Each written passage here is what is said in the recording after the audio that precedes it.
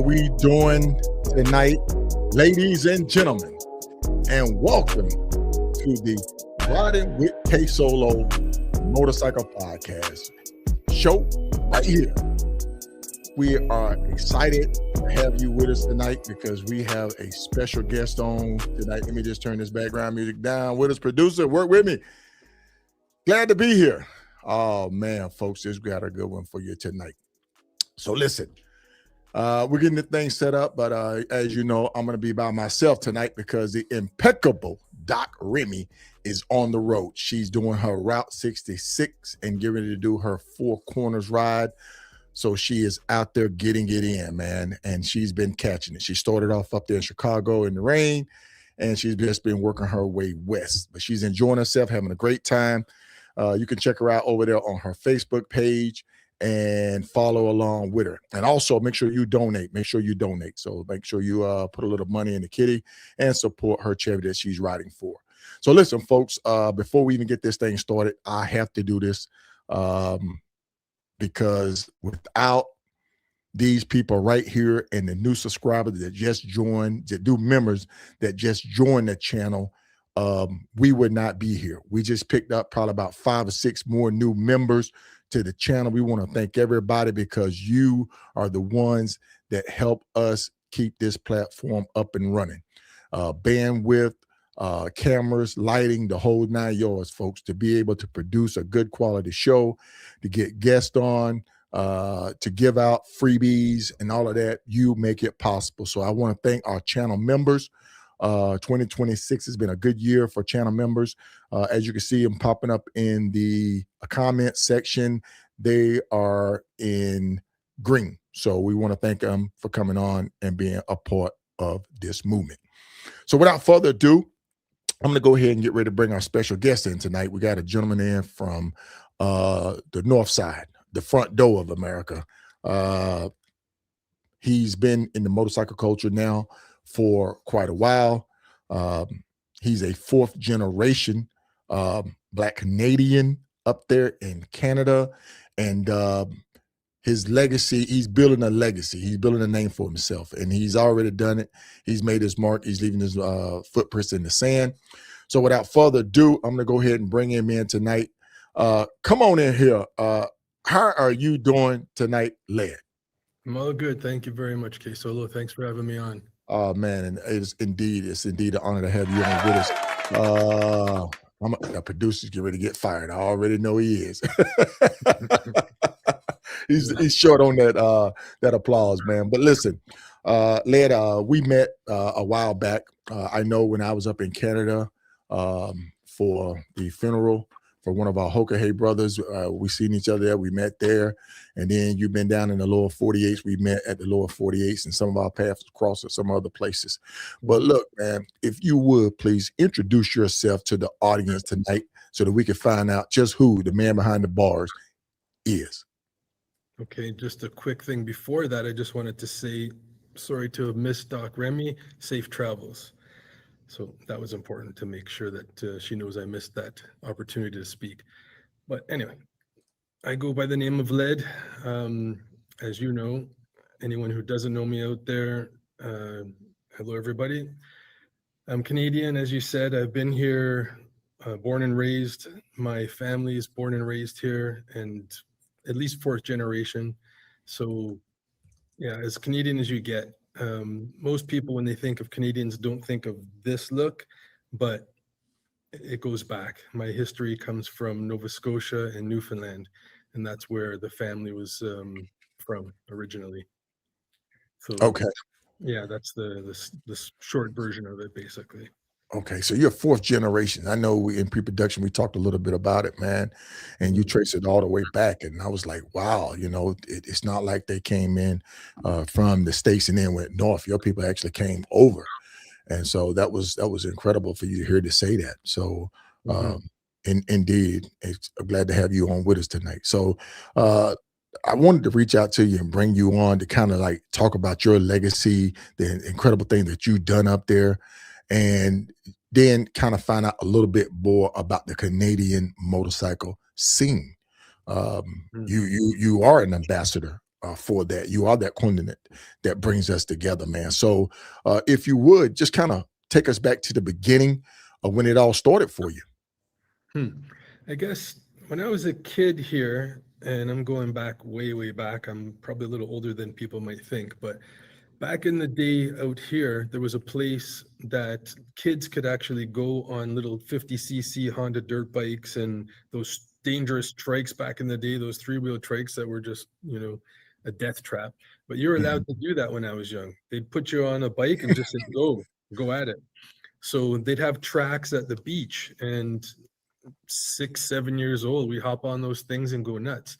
Those would flip on top of us, slice us up, gas pouring out, the works. It was mayhem, but it was so much fun, And from that time, I think I kind of had that in my blood, that excitement of riding. Unfortunately for me, growing up, it was just one parent household. I didn't have the income to afford a bike, so barely a car. Riding was not an option when I was young. I didn't have a place to put it. I didn't have the money for it. The insurance here is ridiculously crazy. So I didn't get to start riding until I was a little bit older. 23 years ago, I started riding. And it kind of came about because a friend of mine had a Honda Shadow. And one day I was stuck. I needed a ride. I had dropped off a vehicle. I had no ride. I called him up. He's like, I'm on my bike. I don't care, whatever. Just throw me on the back, get me home. He came with this bike, and I'm riding on the back of it, and I'm thinking, I think I could do this. Like, this is the kind of bike that I would deal with. I don't want a sport bike. I'm not into that scene. It's just too fast. I'd go nuts and end up hurting myself or someone else. So, sorry, I got a lighting issue here. There we go. Oh, you're good. Yeah, so I just thought, this is the kind of bike that I could see myself on. And then it took a little while, about another 4 years, until I actually could afford one and had a place for it. So I did end up with a Honda Shadow myself. And because when I was a kid, I've always tinkered. I was a hands-on kind of guy. I like taking things apart to see how they operated and how to put them back together and make them work. That's always been my thing. So every single car I had, I did something with it. I'd play around and modify it. So of course that was a natural thing to do when I had a bike. I took that bike apart, chopped it up, and kind of started making things for it and customizing it. I went to like short period classes of how to paint and how to do different things so I could learn how to do it myself. Then it just exploded from there. So that was in 03. By 05, I decided it's time to start learning about something I love, and it's motorcycles. So I went to the schooling here. There was a college that did power sports and just basic engine stuff. It wasn't like the Harley technician training. It was more diverse and didn't focus on just Harleys. But at the time, that gave me a foot in the door to become a technician. And when I did that year-long course, I started working at a place in Toronto called Creator Custom Motorcycles. They did and still do very, very high-end expensive bikes. They do real choppers. They have CNC machines, all the equipment to do real high quality bikes. So I started working there, apprenticing, and learned about how to wrench, but also how to do custom work. Shortly after that, I had the opportunity to work for Harley-Davidson, and I thought it would be a good place to go because of the background, the structure, and Right. the possibility of staying for a long time. I didn't know if this custom place would last or not because it was kind of a rocky road with that whole field, and they are still around. They've been around quite a while, but I ended up working at a Harley dealer. So in 2006, I started working there, and again, as far as I know, I was the first Black technician in Canada. I don't know of any others. We used to have training sessions where everyone from different Harley groups would come together, and I didn't see anyone like myself there. Okay. And while you were at the dealership, you guys were building bikes, and one in particular that I wanted to talk about because being a veteran myself, you guys did a bike for Master Corporal Jody Midget. I think that's how you pronounce his last name. Middick, yeah. Middick. And I'm gonna run a quick slide for it right quick, man. And folks, it's great when you see good people doing good things for people in need. This is the gentleman right here. If you could just give us a little bit of information about him and how it all came about. Basically, to touch on that, what happened was this gentleman was speaking to a couple of guys that worked as salesmen that had custom choppers that looked like the one in this video. So he was interested in getting one made, and speaking to them, he was getting ready to do it, and he was in Afghanistan leading a mission, stepped on a landmine and blew his legs off from the knees down. Wow. So he called back and said, yeah, this isn't going to happen. I can't get a bike now. Those guys said, forget that shit. This is happening. So behind his back, they got a bunch of donations from the community, over 50,000 Canadian dollars. And then we were able to put this together. So we got a bike donated, a Buell. We got a frame and all these parts. So I and two other gentlemen from the dealership started doing this. And to step back a little, my mentor, who was at the dealership, who trained me and was a chopper builder himself, named Dave Germain, was the guy that kind of led this whole situation with this bike. There was another gentleman named Steve Redford, who was one of the people that helped build it. Corey Wickham was one of the salespeople, and Keith Whip. These guys were the ones that were actually getting the donations. So through the winter time, when it was slow there, we basically built this bike for him, told his brother about what was going on and kept it silent and said, we have a little event going on, just tell him that and bring him in. So he came in unknowing to him that he was going to receive this bike as a donation for his service. So when he came in, there was all these people there and he just thought it was an event. Next thing you know, we rolled out the bike and everybody starts crying and it's just all happiness because he didn't know. This guy is so tough. He was only maybe 3 or 4 months on these prosthetic legs and walking around like you wouldn't even know he had no legs. Hopped over the bike, sat on it. It was an amazing day. And he was riding that thing for a while. He owned it for a long time. He may still have it, I'm not sure. But this was back in around 2007. So yeah, from there, just we built all kinds of choppers. And like I said, this guy, Dave Germain, he was a technician there who mentored me and taught me about choppers and how to build them. And most dealerships don't even touch that kind of stuff. But these guys were so open-minded at that place, and it's called Barry Harley-Davidson. Those people there, to hire me first was, an amazing thing for them, to welcome me in, to teach me things, to let me work on things that I loved, because I was working on choppers there all the time, building, and I did a replica bike from the movie Harley-Davidson and the Marlboro Man, the Mickey Rourke bike. I built that chopper as well.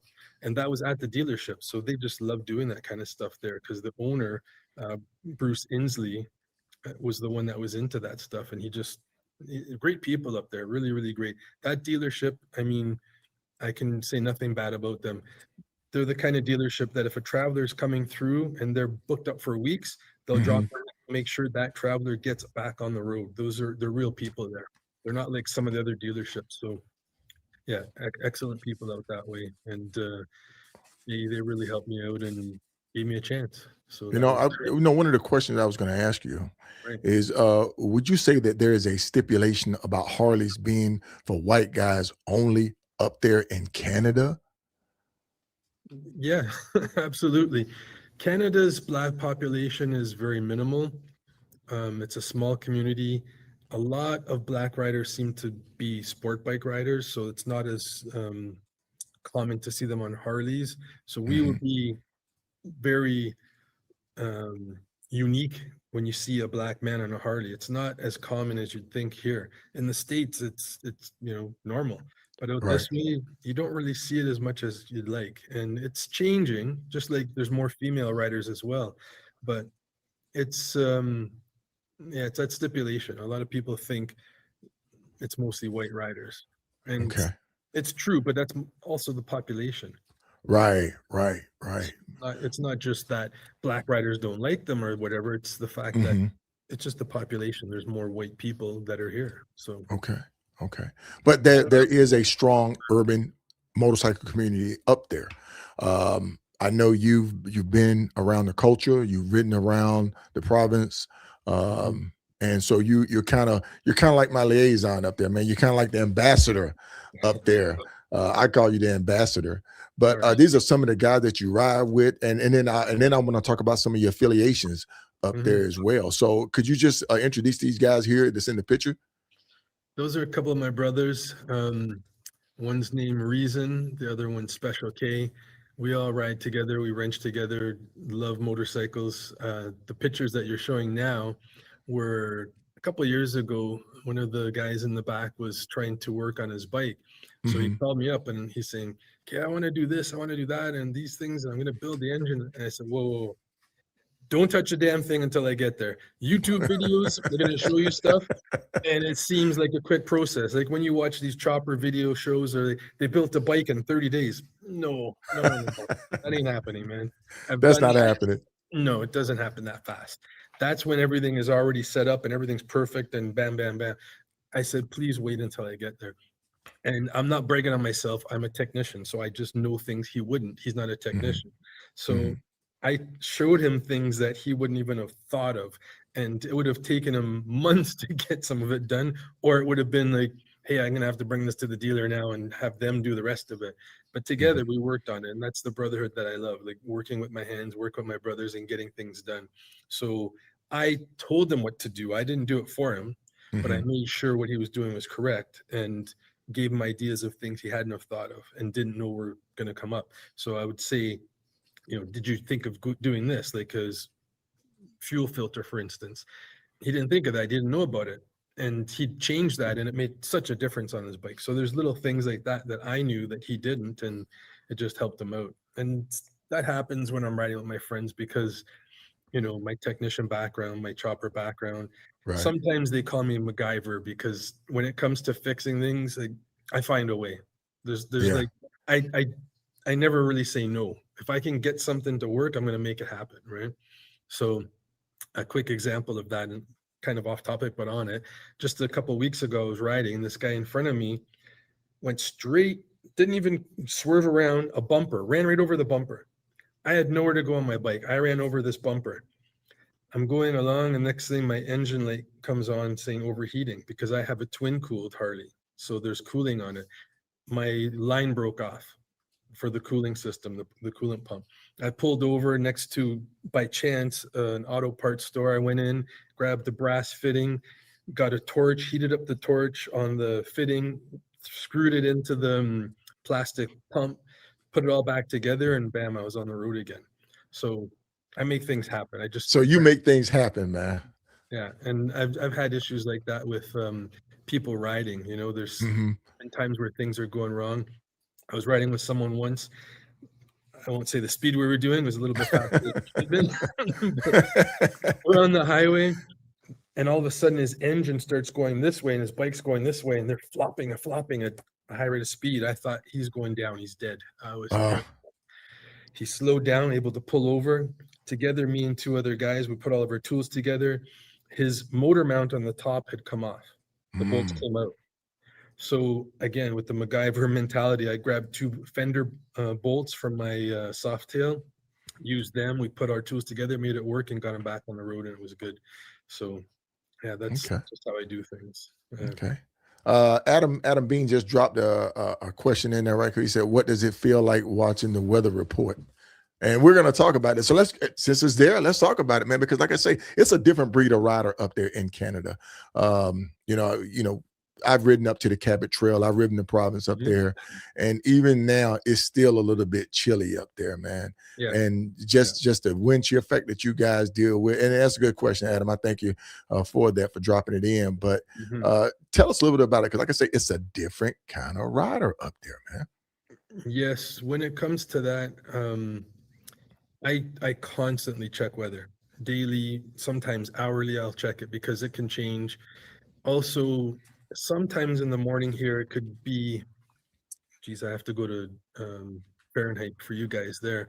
It could be somewhere around 55, and then it can go up to like 85. Then it can go back down to 55. So you're going to be prepared for everything. And at the beginning of the season, it's like that. It's very crazy. It can be cold one day. It could be even black ice, which I don't know if everyone knows what black ice is, but it's some people may not in the States, like the South, Hmm. but the road will look perfectly black and fine, but there's a thin layer of ice on it that's black because you don't see it.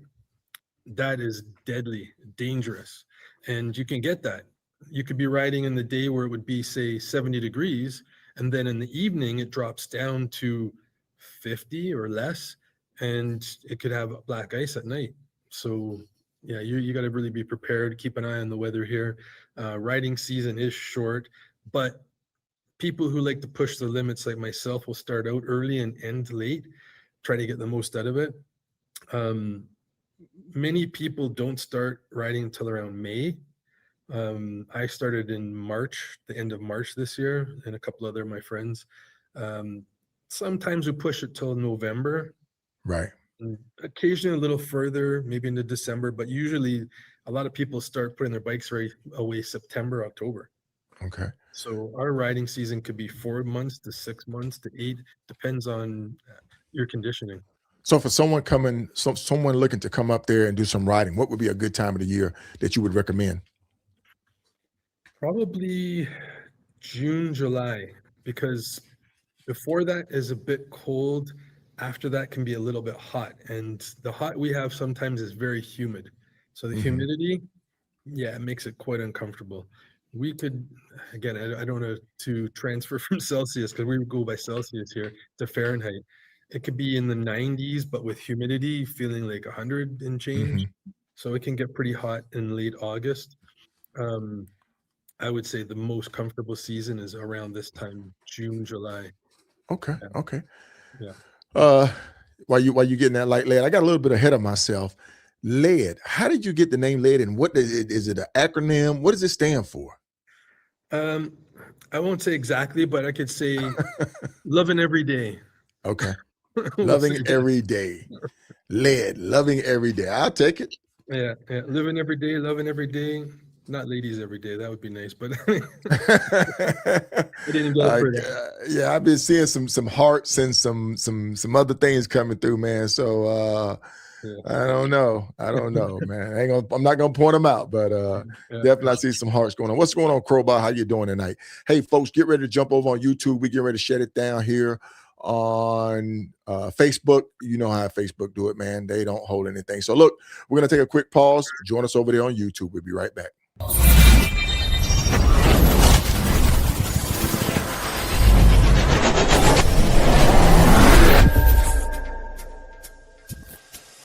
Hey, folks, it's KSolo of Riding with KSolo podcast. Hey, just want to let you know, tune in every Tuesday night, 8 p.m.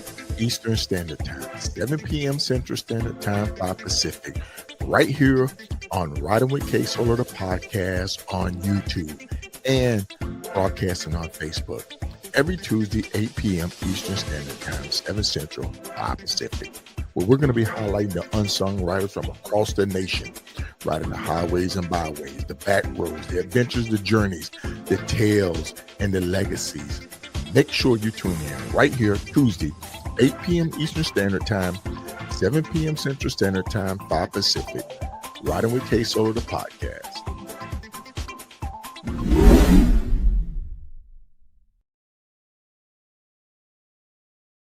She's not here, but you know what Doc Ring would be saying right about now. And we're back. All right. Just had to get that out of the way, man. So listen, man, listen, we're going to jump into to keep talking about the Canadian bike set, man. I know it's very diverse up there in Canada. You have a lot of different organizations, a lot of different cultures. Just tell us some about up there and what, as an American rider coming up north, what can we expect? Well, weather-wise, that was something we spoke about. Make sure you've got proper gear. If you've got heated gear, bring it. You know when it's going to change. Same with weather. Make sure there's some rain gear. That's always good to have. Hydration. But when it comes to actual riding, I hate to say it, but we got some serious traffic issues. The 401 in this country is one of the busiest highways in the world.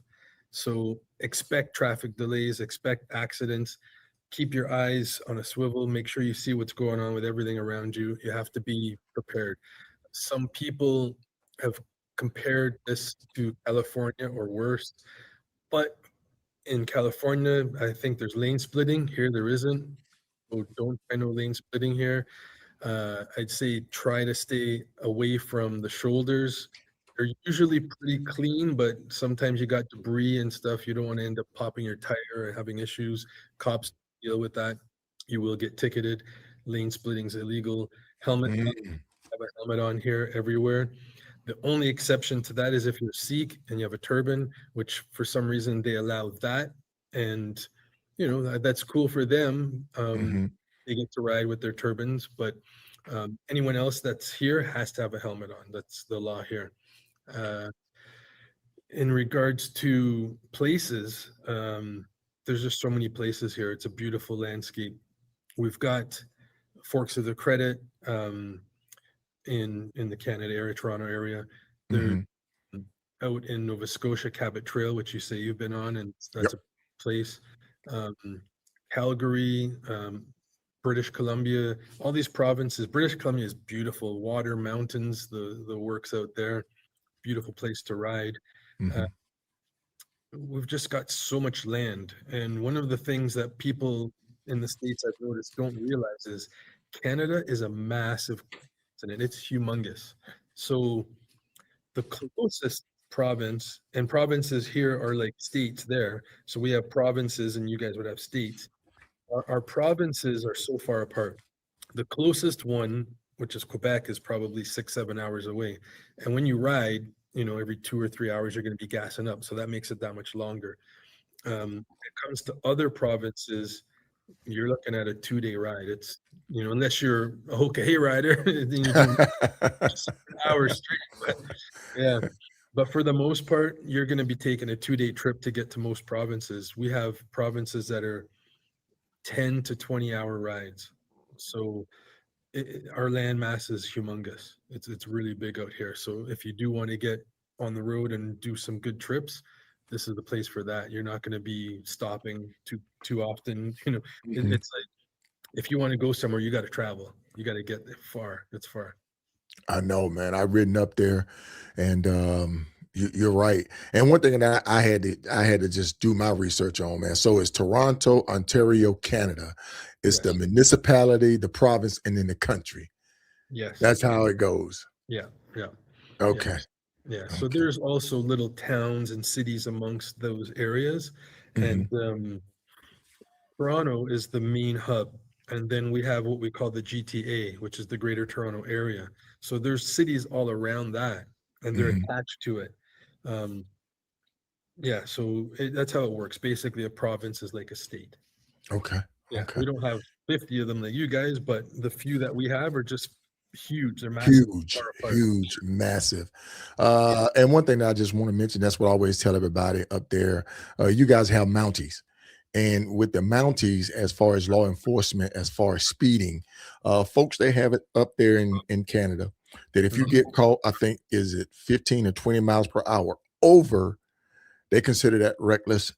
And right there on the scene, they can literally take your bike, call a tow truck, come pick it up, and leave you standing beside the road, no matter where you're at. Yeah, so here that would be 50 kilometers over the speed limit.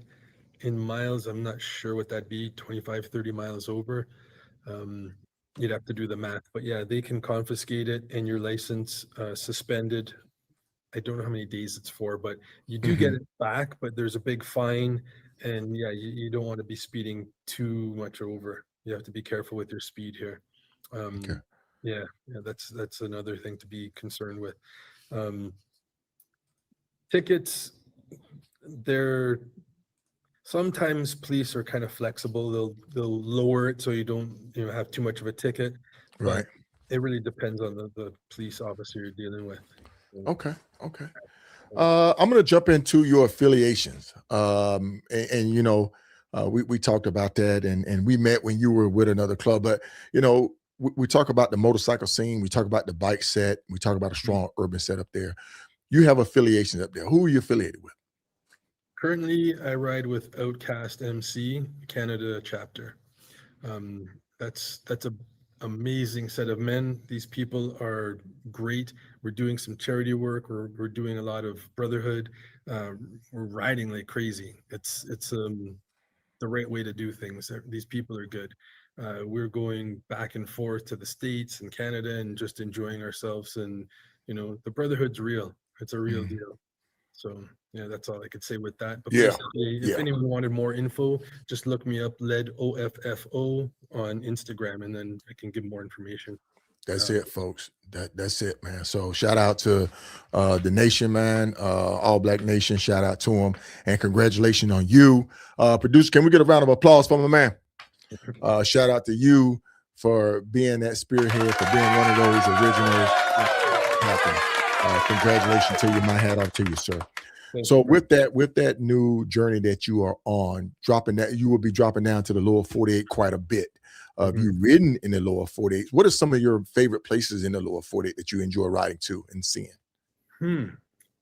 I've been to South Carolina and riding through Pennsylvania and West Virginia, Virginia, the mountains, the roads, it's beautiful that way.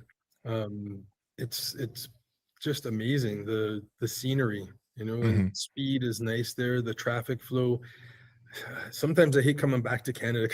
The traffic is just horrendous, but Mhm. going there, people know how to drive. There's a flow. Everyone's smooth and they look out for each other. They're watching for motorcyclists. They know, that you're there.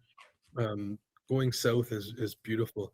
Uh, Basically, everywhere I've gone, I've really enjoyed it. I seen you had a picture of Ohio. I've been there. Um, I went to the motorcycle museum. Been to the Harley-Davidson Museum, Indiana. Been to a club out there for their anniversary. Just everywhere I go in the States seems to be great. Hospitality, uh, amazing places to eat, and it's a great place. It's just great going down there. Yeah. Up here, it's nice, but I've lived here my whole life, so it's always good to see something different, and I see a lot of different stuff that way. Right. And you've been to the Trail of the Dragon, so you like hitting curves. You like the mountains area. Yeah, exactly. Tail of the Dragon, there's too many tails that are Hmm. people having issues down that way. So I didn't want to push it too much down there, especially being from another country and not having a way back. So I took it easy there. Um, it was a nice ride, really nice ride. I Okay. actually went years and years ago to Hawaii, and when I worked for the dealership, I rented a bike there, and I went up to the mountain. I can't remember the name because it's all Hoka something. And Hmm. yeah, I went there and did that, and it was beautiful out that way. So again, the elevation going up the mountain, that was a nice scenery out that way. But everything in the States just seems to be um, really scenic. There's a lot of scenic and smooth roads, well taken care of. So that's good as well. Yeah. Right. Right. We talk about the culture up there. We talk about you being an ambassador. You represent. How important is it for you to represent the culture up there uh, for the motorcycle set? I never seen myself as that, but I do understand how it could be seen that way. I'm always open to people reaching out and asking questions about this country because the brothers I've spoken to in the States, it's not really taught. It doesn't seem like a lot of education is given about this country, and it's a Hmm. neighbor. We're neighbors. We're close by. Um, if anybody wants to reach out and find out things, I'm always here, and I love helping people out. Hmm. Same with my brothers when it comes to riding and wrenching. If anyone needs information on their bikes and want help with that, I'm always here for that. The culture, it's different here. Like I was saying, it's a small Black community, and it's not as popular with the Harleys yet, and we're working on that. We're trying to get more people interested, and that's one of the reasons that I'm doing this sort of deal where I want to mentor young Black men that need something, that are looking for something, that want that um, brotherhood of someone to look up to, has some knowledge. I'm not Hmm. there to do any bullshit with people. I'm trying to be a responsible male adult for a man that needs assistance or guidance, and that's something that's important to me. So I want to make sure that people have someone to look up to and reach out to. So that's what I'm Nice. about. Yeah. Okay, okay. Being a positive influence and a positive impact in the community, and Yeah. that's what the culture is all about, man. I Mhm. know you guys got some other clubs up there. I follow the news. I look at Black Dragon TV. I look at a couple of other ones. So I'm always hearing about what's going on up there, and there's some issues going on up there. Do you guys kind of like stay away from that?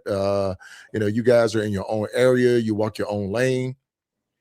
Yeah, out this way, like the club scene, I can't touch on too much with other Right. clubs. All I've seen and heard recently out in Quebec, they have a no colors law that's come up, and it's scary. They're saying like $5,000 fine if you wear any colors there. Um, and that's the first offense. It could be even more if it's the second. They don't even want people to have flags or anything on their um, clubhouse or wearing anything affiliated. It's just crazy, and I hope that doesn't come here. Um, Wow. yeah, that's just a recent thing that came up. So So that's relatively new. yeah, it's only been maybe a couple months ago. So I've heard that, and I think actually Black Dragon spoke about that as well. Uh, Hmm. yeah, that's an issue here. So it's something to think about. If you're going to ride to Quebec, and Yeah. others, yeah. Yeah. So, but other than that, I mean, riding here is pretty good. The one thing that you'll find if you come from the States and you're here, you don't see a hell of a lot of bikes. I think it's also because there's so much land mass that, Hmm. it's spread out, everybody's everywhere, and you don't see a lot of motorcycles on the road. So You don't. Yeah, I no, don't know what it is. I took the Alkine and I was like, I felt as though I was out there by myself, man. I was like, holy cow, where are the riders? But as I get closer to the city, you just do not see like you can ride anywhere here in the States in the lower 48 and you'll pass another bike. You'll see a headlight coming. mhm, So, that's that connection that we always had. We throwing down the deuces. yeah, Do you guys throw the deuces down up there? absolutely. There's a few riders that don't. Some people disrespect the others, or it could just be that it's a newer breed of rider that doesn't know that history. Hmm. Um, but for the most part, yeah, we will do that. But again, like I say, you don't see a lot of riders. There's certain days where it's beautiful weather out, you're going to see a few, but I'd say be lucky to see 10 bikes in a day. Mm. Sometimes you might not see any, you might see one or two. And because of this weather up and down, I think it just makes people ride fair weather riders, that kind of deal. Um, Hmm. yeah, it's different here. But also, too, if you're in the city, you don't really want to ride too much because the people are a little bit off when it comes to cars. Traffic There's is, man. yeah, traffic is hell. When we went And up for Bam, excuse me, when we went up for Bam funeral, because it was Bam funeral that we went to. yes, that was bad that day. Yeah, that was bad that day, man. Hmm. And then no matter which direction you would go, it would just bring you all the way back around and put you right back on the same.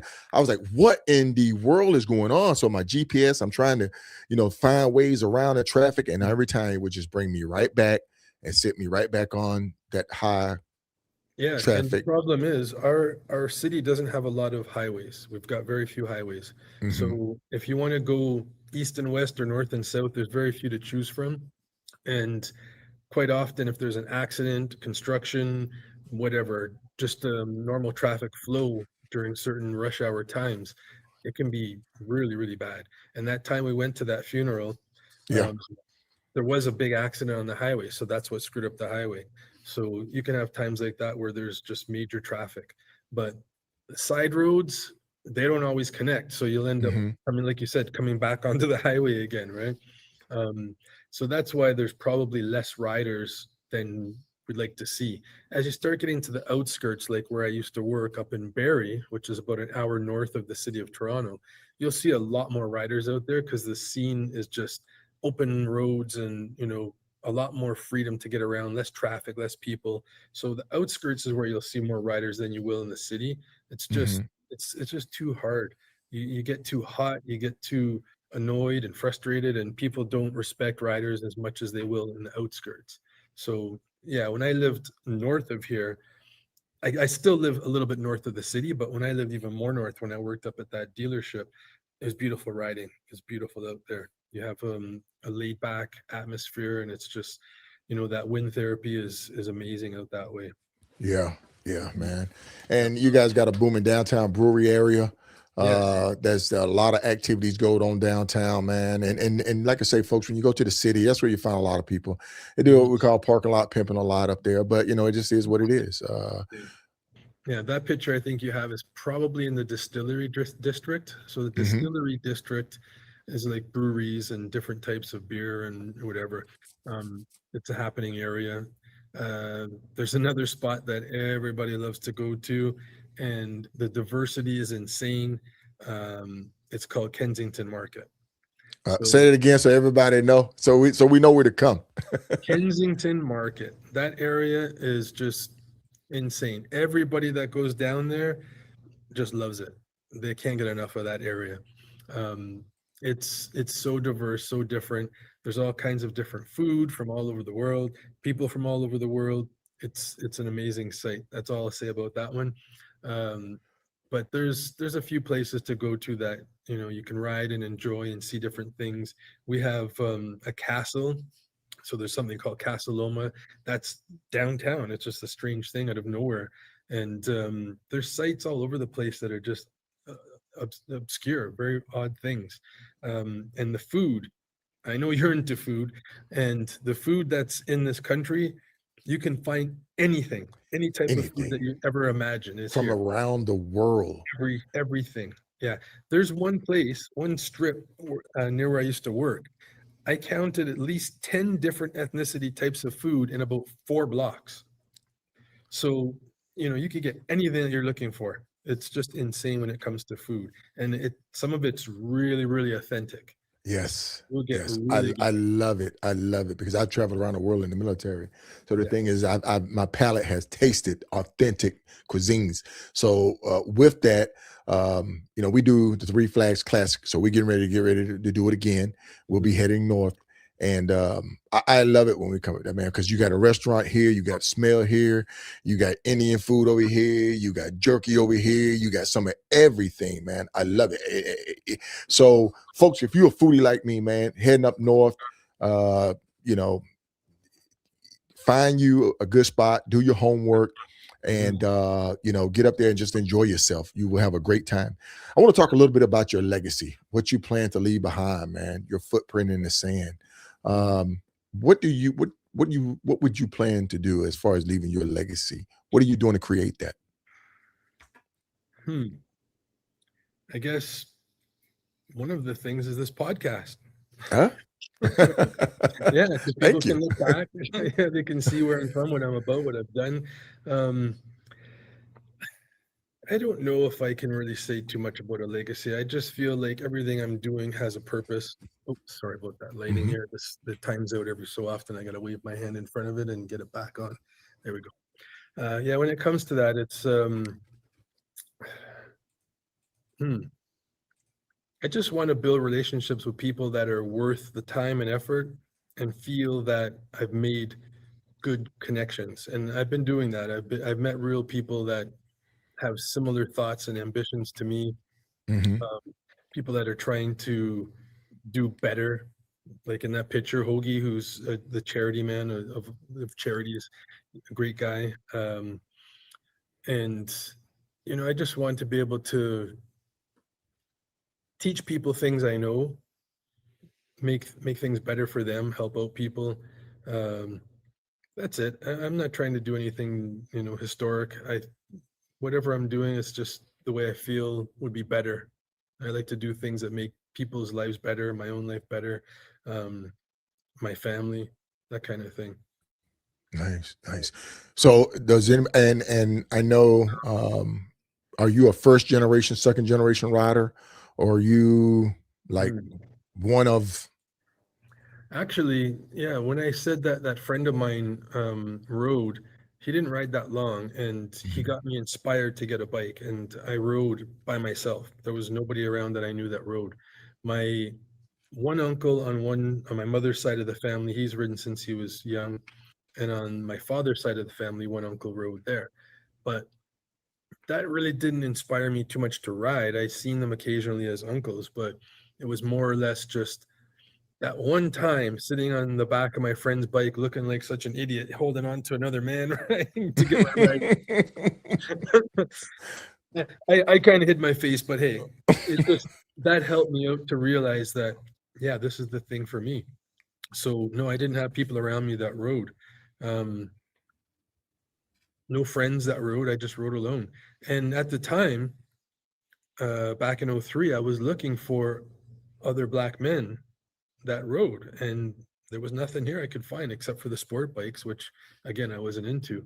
So I was thinking, where are they? Where are the other men that are doing this?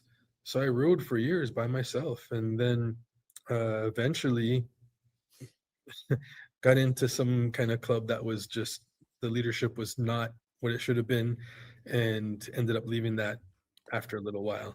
Um, yeah. And it's still a part of your history, your legacy, and we're gonna just briefly mention because Wilson Moose dropped this in here, man. Do you see the Gypsies MCs up there? Hmm. Yeah, if they rode, you'd see them. They don't ride that much. but but to make a long story short, it was eye-opening. It actually got me involved in things that did lead to where I'm at now, and I met some people that were in that club or around it that were really good men, and unfortunately, that club did not do what it was supposed to do, in my opinion. I don't like to diss anyone. I'm just gonna leave it at Right, that. right. But in the long run, it did benefit me in seeing things and getting out there. I met someone that was from the South, who's a rider, Mileage Queen Mm-hmm. from Bessie Bells. Mm-hmm. I learned a lot from her and different things when it came to long distance riders like yourself. Mm-hmm.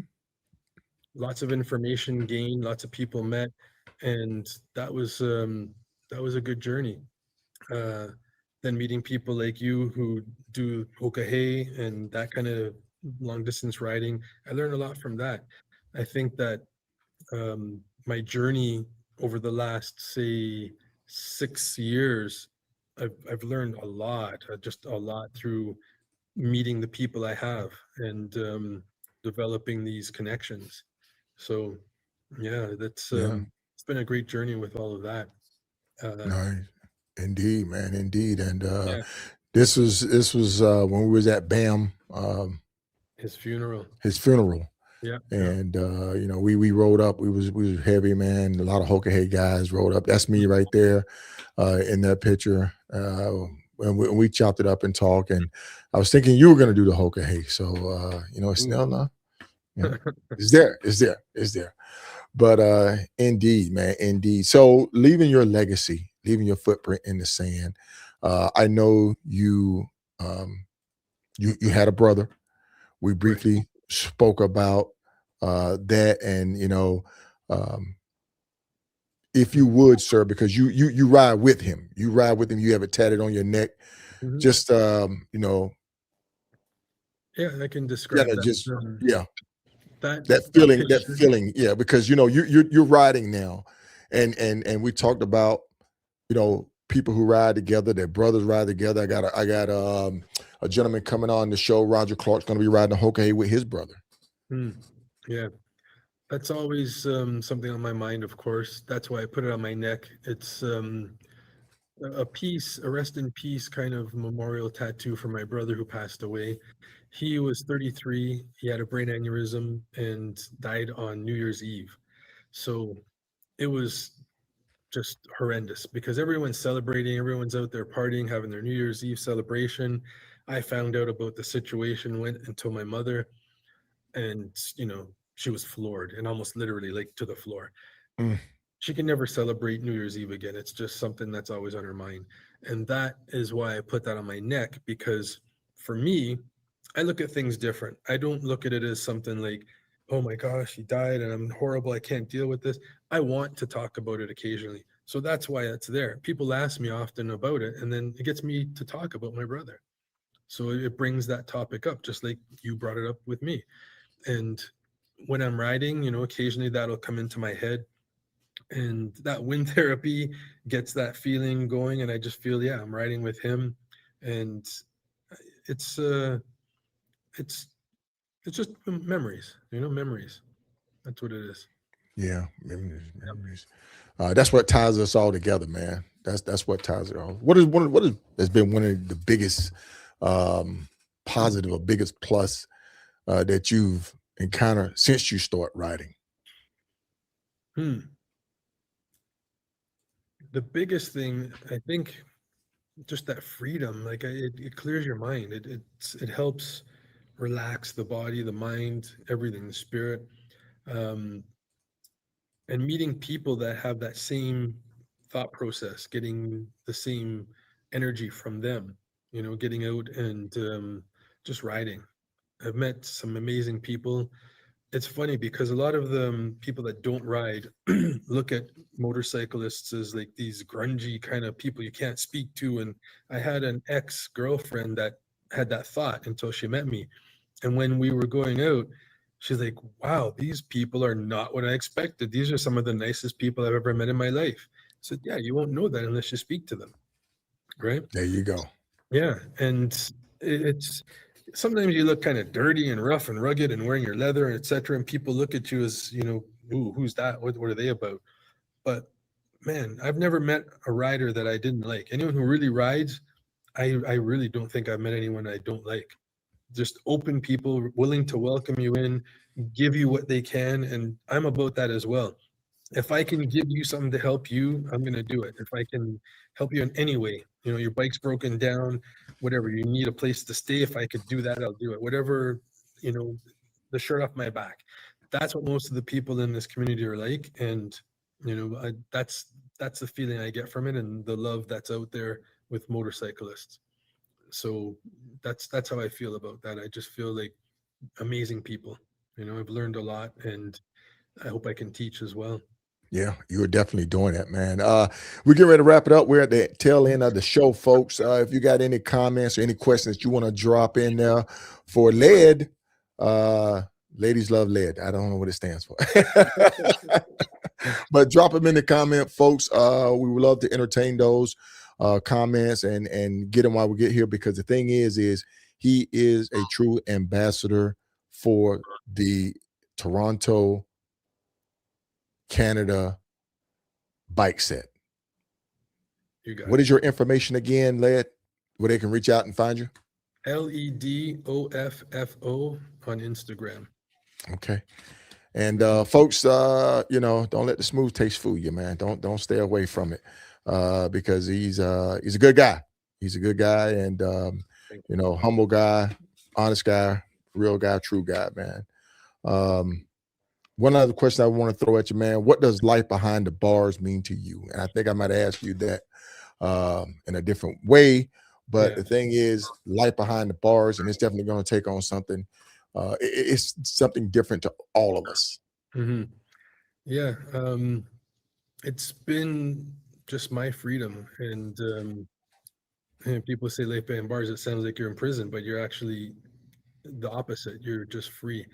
I feel like anytime I have any kind of stress or just want some release, hop on that bike and get out there, roll, even if it's for an hour, Mhm. whatever it is, just to get out, come back and just feel, I feel relaxed now. Um, I've been doing it 23 years now. Uh, Luckily, knock on wood, no accidents. I I don't know how, because this country, it's it's scary out there, Brother Keith, but yes. I've been lucky. It's been great. That picture there you're showing is a chopper I built. I did have a shop for a while building bikes, and that was one that I built before I had that. But that was fun to ride. You get people looking at you saying, "What's that?" And that's the other thing with riding. You just get people asking you questions, giving you thumbs up. People appreciate what you're doing. Some wish they could be doing it, and they kind of live through you riding. So yeah, life behind bars is just that. It's enjoying it, not telling or not letting anyone tell me I can't do it. I've never had anyone holding me back from it, which is great. Sometimes people get that, they go through life where they have children or wives that kind of hold them back from riding. Hopefully they get back into it again. I've never had that issue. I've ridden straight through and I've loved it every day.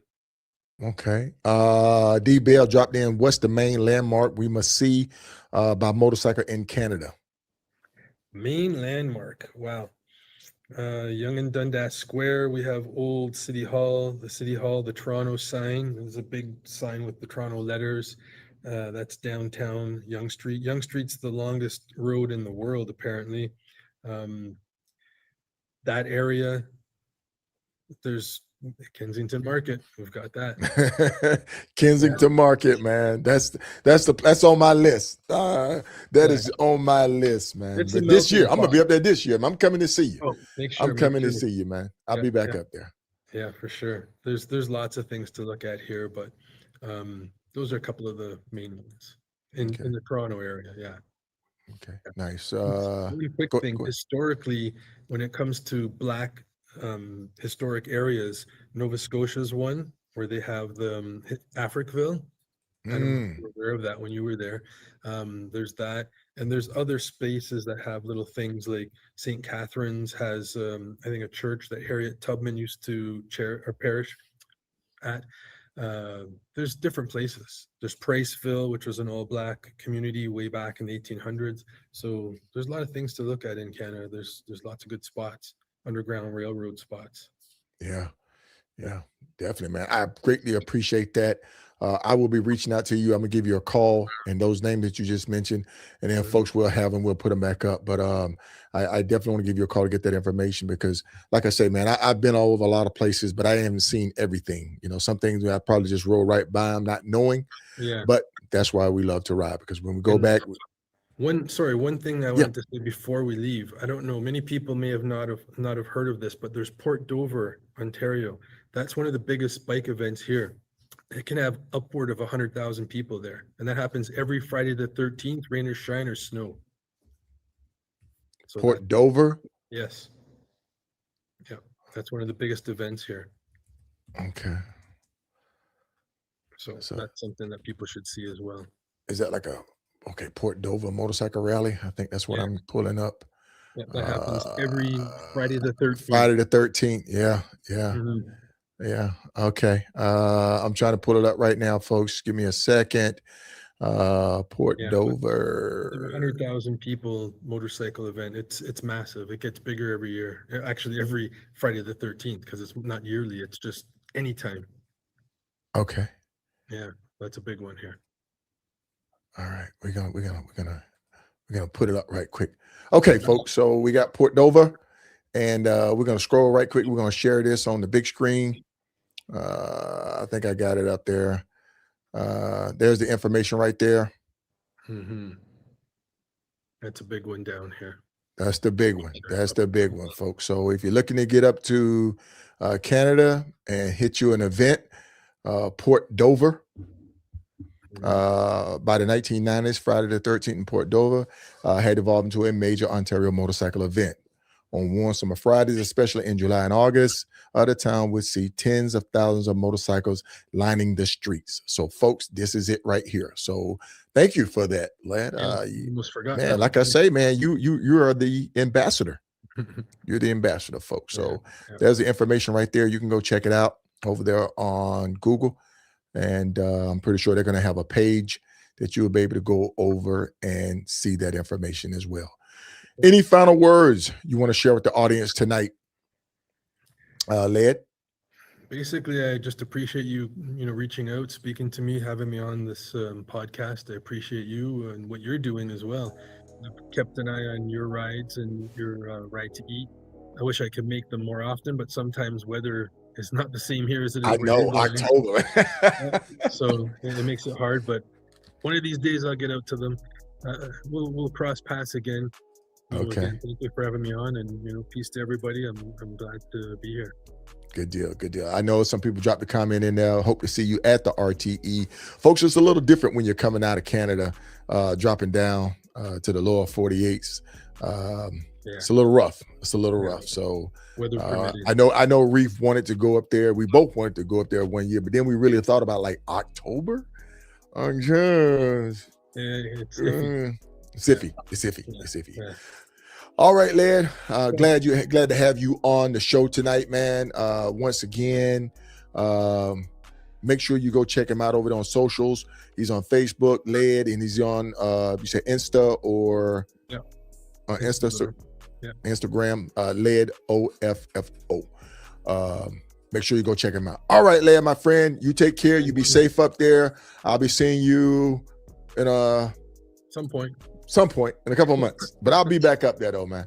All right, that's good. All right, you take care, my friend. All right. Thank you very much. Good night. Have a good one. Bye. Oh, folks. Great show tonight, man. Great show tonight. I'm happy to have Led on. Really enjoyed him bringing him on. Had a great time talking with him, man. But before I get ready to get up out of here, like I say, man, Doc Remy is on the road. Like I say, check her out over there on her Facebook page. She's getting it in. She's riding out there. She's riding for a cause. There's a lot of people moving around. I know Piper's moving around. I know Doc is moving around. I know a lot of people on I-10 to the end with the Big Short social experiment going on. So, folks, listen. Ride your ride. Get out there and ride your ride. But I just want to say this. I want to thank our channel members for coming on and supporting the channel. You can become a channel member as well. All you need to do is go over to Facebook. Go over there and search for Riding with KSolo Motorcycle Podcast. Once you find it, that's going to be a little scroll bar. You're going to scroll past the shorts, past the live, past the post, and then they're going to say membership. All you need to do is click membership, man. And listen, it's not that expensive. Gar's been with me since day one. Baldhead Nasty been with me since day one. So, folks, it's great to know that these people, right? DJ FX, Thorough, all these people been with us. I just want to thank the Bells has been with us, man. I want to thank everybody that's been with us right here on this show, Riding with KSolo Motorcycle Podcast. And always remember, aspire to inspire. And if you do that, you'll definitely be legendary. All right, folks, I'm out of here. Y'all have a good night.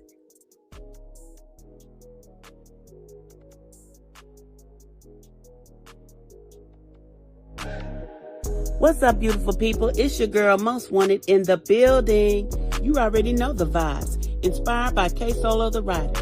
If you haven't tapped into the podcast yet, you're missing out. Go check it out, catch a vibe, and get inspired. If you're already tuned in, keep that energy flowing and that podcast on lock. This your girl, Most Wanted. I'm out. But before I go, I got to send a shout out to Most Wanted because she's out there doing her legendary ride too, folks. So you make sure you go check out Juanita Shaw, Most Wanted, getting it in.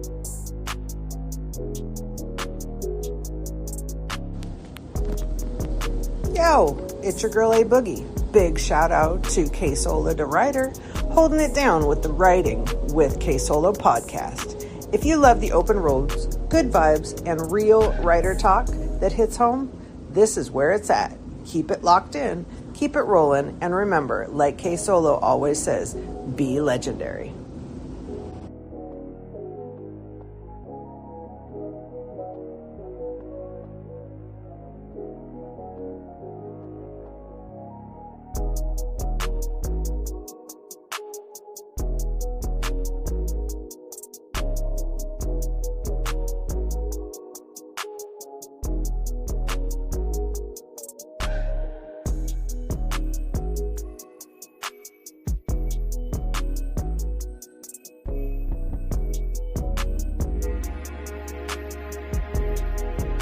Hey, what's up, everybody? It's your man, Jeff, aka DJ FX. That's right, the owner of Creative Views. And today's podcast is being sponsored by Creative Views, the place where you can get all your custom designs, DTF printing, as well as video editing. So make sure you come, get in contact with me at creativeviews25 at outlook.com, or go to the website at creativeviews.com and check out the awesome custom designs that you can be seen wearing. So now, let's be legendary and aspire to inspire right here on Riding with KSolo and Doc in the building, Remy.